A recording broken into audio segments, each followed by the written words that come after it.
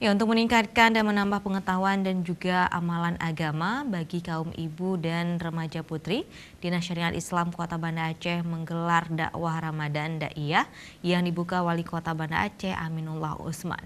Pembukaan dakwah Ramadan Daiyah tersebut berlangsung di Masjid Kecilemi Kota Banda Aceh Senin pagi tadi.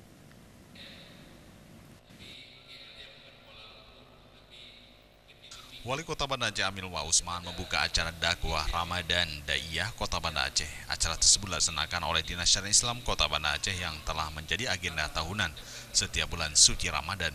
Dalam sambutannya, Wali Kota Banda Aceh mengatakan dakwah Ramadan tersebut dalam rangka mensyiarkan dakwah di Kota Banda Aceh.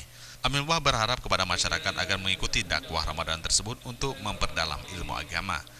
Dakwah Ramadan Daiyah Kota Banda Aceh mengangkat tema tingkatkan kepedulian orang tua dalam menyiapkan generasi Islam yang gemilang, di mana generasi muda Kota Banda Aceh perlu dibentengi ilmu agama, apalagi kenakalan remaja sekarang sudah meresahkan.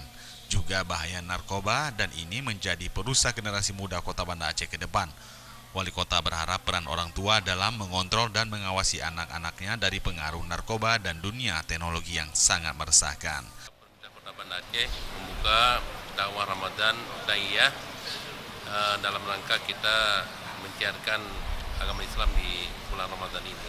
Dan hari ini kita laksanakan di Masjid Kecilemi, di mana masjid yang dibangun oleh salah seorang tokoh Aceh, sehingga ini kita mulai dari sini dan seluruh kampung ada 20 hari kita laksanakan selama bulan Ramadan ini.